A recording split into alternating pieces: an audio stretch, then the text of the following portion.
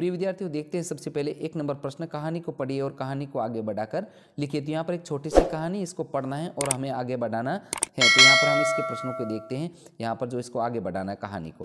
तो देखते हैं। सुनकर बाघ को हंसी आ गई, बोला जब मैं तुम्हें खाऊंगा। बकरी बोली तुम मुझे क्यों खाओगे? बाघ बोला क्योंकि तुमने मुझे तीनों बातें बता दी, अब मैं जान गया हूँ कि मुझे भी भूख लगी है। अब आगे, ऐसा बोलकर बाघ बकरी को खा गया और वह बकरी की मूर्खता पर हंस पड़ा। नेक्स्ट है आगे क, आप इस कहानी को क्या नाम देना चाहेंगे? कोई दो नाम को सोच कर लिखिए। तो बकरी और बाघ और मूर्ख बकरी, इस प्रकार हम इसको नाम देना चाहेंगे। और नेक्स्ट आगे है, नीचे दिए गए वाक्य में उपयुक्त जगह पर विराम चिन्ह लगाकर लिखिए। तो यहाँ पर जो है बाघ बोला एकदम सच है, दूसरा सच बताओ। इस प्रकार साथियों यह इन्वर्टेड कोमा में वाक्य को बंद करना है, यहाँ से और यहाँ से। इस प्रकार इसको पूर्ण किया हमने। आगे है कार्यपत्रक 82 का सॉल्यूशन। आपने साइकिल चलाना किससे और कैसे सीखा? लिखिए। तो उत्तर लिखना है आपको, साइकिल चलाना मैंने मेरे भाई से सीखा है, फिर मैं 6-7 बार नीचे गिरी, फिर सीख गई। आगे है प्रश्न 2, साइकिल चलाना सीखने के बाद आपके जीवन में क्या क्या बदलाव आए? तो आपको लिखना है, साइकिल चलाना सीखने के बाद काफ़ी बदलाव आ गया। इससे समय की बचत होने लगी, साइकिल से स्कूल जाने और समय पर काम पूरा करने लगा। अब मैं बाजार जाता हूँ और साइकिल से सामान लेकर के आता हूँ।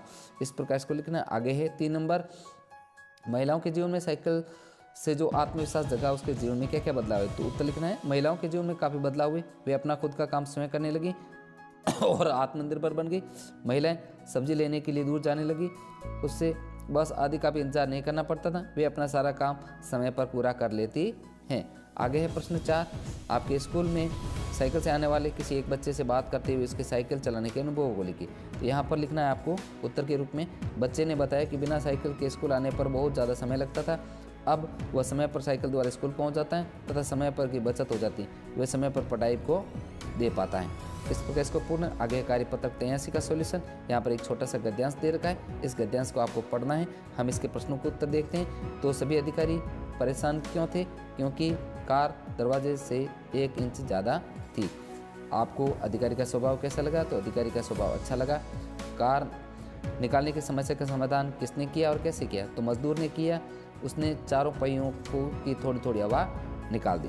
आगे मजदूर की प्रशंसा किसने की? सभी अधिकारियों ने की। नेक्स्ट आगे, इस घटना से आप क्या समझते हैं? तो लिखना है, कोई भी समस्या हो तो कम बुद्धि से काम मतलब बुद्धि से लेना चाहिए। तो यहाँ पर जो 6 नंबर प्रश्न है, इसमें आपको ये गतिविधि है, किसी भी समस्या परिचित को पूछ करके अपने स्तर पर समाधान का प्रयास करना चाहिए, ये इसमें करना है आपको। नेक्स्ट आगे 84 नंबर का सॉल्यूशन कार्यपत्र का। निम्नलिखित समस्त पदों को उनके समास से मिलाइए। तो यहाँ पर जो है देखो, 4 पाए द्विगु, यहाँ पर जो है त्रिनेत्र द्विगु, यहाँ पर महाराज कर्मधारय, यहाँ पर माखन चोर तत्पुरुष, तिरंगा द्विगु। यहाँ पर द्विगु समास के उदाहरण है नवरात्र, सप्ताह। इसी पर तत्पुरुष समास का विद्यालय, कर्मधारय का स्वर्ण कमल और नीलगाय। इस प्रकार साथियों इनको जो आपको मिलान करना है। नेक्स्ट आगे 2 नंबर, निम्नलिखित समस्त पदों के उचित समास में सही का निशान लगाइए। तो यहाँ पर जैसे है, यह आपको सही का निशान लगाना है, जो एकदम सही समास है। आगे देखते हैं कार्यपत्रक 85 का सॉल्यूशन, जिसकी कविता को पढ़ करके प्रश्नों के उत्तर देने। तो यहाँ पर एक कविता दे रही है, इसको पढ़ करके आपको प्रश्नों को उत्तर देने। तो यहाँ पर 1 नंबर में आएगा छोड़ना, 2 नंबर में हम भी कुछ हैं, 3 नंबर सब कुछ खो गए पर क्या है जो नहीं खोनी चाहिए? तो अपना गौरव मान सम्मान नहीं खोना चाहिए। अगला 4 नंबर, मनुष्य की निराशा क्यों नहीं होनी चाहिए? निराश होने से अपने कार्य की सफलता नहीं मिल पाती। आगे आपके अनुसार इस कविता का शीर्षक क्या होगा? तो आत्मविश्वास होगा। कविता के भाव अपने शब्दों में लिखिए। तो यहाँ पर जो है कविता है कि तुम मानव हो, तुम्हें अपने गौरव का हमेशा ध्यान रखना चाहिए, तुम अपने होने के महत्व को समझो कि ऐसे कर्म करो कि मृत्यु के बाद भी तुम्हारा यश गान होता रहे, चाहे सब कुछ मिट जाए लेकिन हमारा आत्मविश्वास नहीं मिटना चाहिए, चाहे कुछ भी अड़चन आ जाए, अपने कार्य का त्याग मत करो और ना ही निराश होना चाहिए। तो इस प्रकार आपको आगे है आकलन 15 का सॉल्यूशन। तो यहाँ पर 15 का सॉल्यूशन में देखते हैं 1 नंबर प्रश्न, कर्म शब्द को बोलचाल की भाषा में कहते हैं काम, सांप शब्द का तत्सम, सर्प, छात्रावास शब्द का संधि विच्छेद, छात्रधन आवास, दीर्घ संधि का उदाहरण, स्वर संधि का भेद है, दीर्घ संधि, विराम चिन्हों का से संबंध विकल्प है। 3 नंबर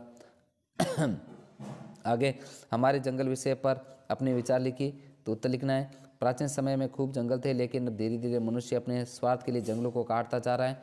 जंगली जानवरों को बहुत परेशानी का सामना करना पड़ रहा है। नेक्स्ट आगे 7 नंबर प्रश्न, निम्नलिखित वाक्यों में सही या गलत का निशान लगाइए। तो क के अंदर सही है, ख गलत है, ग सही तथा ग गलत है। आगे 8 नंबर प्रश्न, अपने काम समय से करते होंगे। काम समय से करने के कोई 4 लाभ लिखने हैं आपको। तो काम का बोझ नहीं बढ़ता, जल्दबाजी नहीं रहती, समय पर काम करने से काम सही ढंग से हो जाता है और मन में आत्मविश्वास पैदा होता है। आगे है 9 नंबर प्रश्न, आपने देखा होगा कि कई लोग अपने घरों में तोते एवं अन्य पक्षियों को पिंजरे में बंद कर रखते हैं। आपके विचार से ऐसा करना उचित है? अपने विचारों को लिखिए।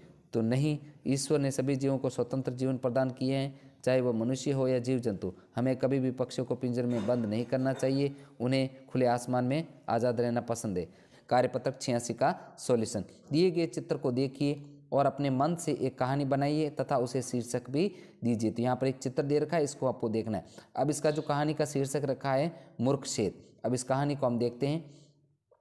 एक जंगल में एक शेर रहता था, वहाँ एक भूखा था। वह भूखा था, शिकार की तलाश में जंगल में इधर उधर भटक रहा था। तभी उसे एक खरगोश मिल जाता है, उसे खाना चाहता था। तब खरगोश बोला, हे महाराज, इस जंगल में एक और शेर आ गया। वह खुद को जंगल का राजा बता रहा है। शेर ने कहा, कहाँ है वह? खरगोश तो शेर को कुएं में दिखाता है। शेर अपनी परछाई कुएं में देख करके कुएं में कूद जाता है और शेर इस प्रकार मर जाता है। तो प्रिय विद्यार्थियों, इस प्रकार आपको ये कहानी पूर्ण करनी है। नेक्स्ट 2 नंबर प्रश्न, कौन कौन से ऐसे कार्य हैं जिन्हें करने की हिम्मत आप नहीं जुटा पाते? वे कार्य और उनको न कर पाने के कारण दी गई सारणी में लिखिए। तो यहाँ पर कार्य हैं जो मोटरसाइकिल चलाना। अब न कर पाने का कारण है गिर जाने और चोट लगने का डर लगता है। अंग्रेजी ढंग से पढ़ पाना, मेरी अंग्रेजी प्रारंभ से ही बहुत कमज़ोर है। बाजार जाना, अकेले जाने से डर लगता है। बिजली का काम, करंट लगने का डर लगता है। पशुओं को चारा डालना, मारने का डर लगता है। रात में घर से बाहर जाना, अंधेरे में निकलने का डर लगता है। इस प्रकार ये कुछ कारण कार्य तथा कारण है आपको करने। आगे है कार्यपत्रक 87 का सॉल्यूशन। यहाँ पर एक गद्यांश दे रखा है, गद्यांश को पढ़ना है और प्रश्नों के उत्तर देना है। तो यहाँ पर क का आंसर होगा, यहाँ पर यह बात अपने परिजन को या करीबी मित्र को बता देनी चाहिए। ख का आंसर होगा, हेल्पलाइन पर फोन करना चाहिए। ग का जो गद्यांश का भाव है, बच्चों को तनाव की घबराहट चिंता नहीं करनी चाहिए, उसे परिजनों को मित्रों को बताना चाहिए। आगे है घ, तनाव व घबराहट होने से आप क्या करते हो? तो तनाव या घबराहट होने पर अपने परिजनों को बताते हैं। और लास्ट च का आंसर, उसे ध्यान पर शांत रहने को कहेंगे। आगे है कार्यपत्रक 88 का सॉल्यूशन। तो आइए कहानी को पूरी करते हैं। तो एक दिन सुंदर सी चिड़िया आकाश का संदेश लेकर धरती की ओर आ रही थी। रास्ते में उसकी मुलाकात एक दूसरी चिड़िया से हुई। दूसरी चिड़िया ने उसे पूछा, बहन कहाँ आ रही हो? तो चिड़िया ने कहा कि मैं आकाश का संदेश लेकर धरती पर आ रही हूँ। पहली चिड़िया ने पूछा, क्या संदेश लेकर आ रही हो? तो पहली चिड़िया ने बताया कि अब बारिश का समय आ गया है। जब चिड़िया धरती पर पहुंची तो उसने देखा कि सभी लोग अपने खेतों को तैयार कर रहे हैं, सभी को वर्षा का इंतजार है।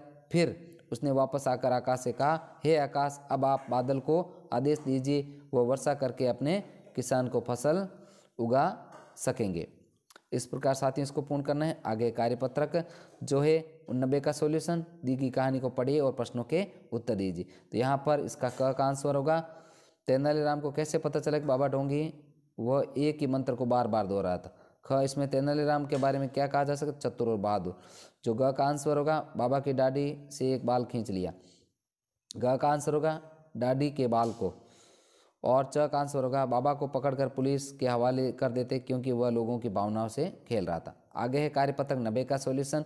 यहाँ पर जो है एक कविता दे रखी है और इसको पढ़ना है आपको। अब इसका प्रश्न है, जो ऊपर लिखी कविता को ध्यान से पढ़िए और इस पंक्तियाँ को इस प्रकार वापस लिखना है। तो अभी न होगा मेरा अंत, अभी अभी तो आया है मेरे वन मधुर वसंत, अभी न होगा मेरा अंत, हरे हरे ये पात डालियाँ कोमल गात, मैं अपना स्वप्न मधुर कर करूँगा निर्दित कलियों पर जगह एक प्रति और मनोहर।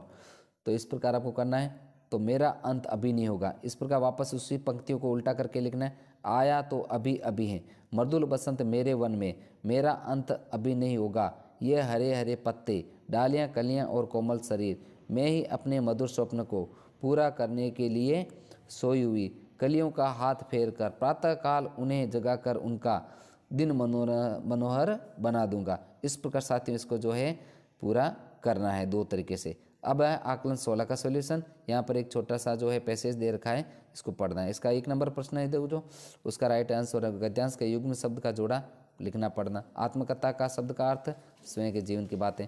हेलेन के लिए एड़ी से चोटी तक का क्या है, मुहावरा है। मुझे तो याद ही नहीं है कि यह कैसे हुआ, मिश्रित वाक्य। ठीक है। 5 नंबर है उपयुक्त गद्यांश का सारांश अपने शब्दों में लिखना है आपको।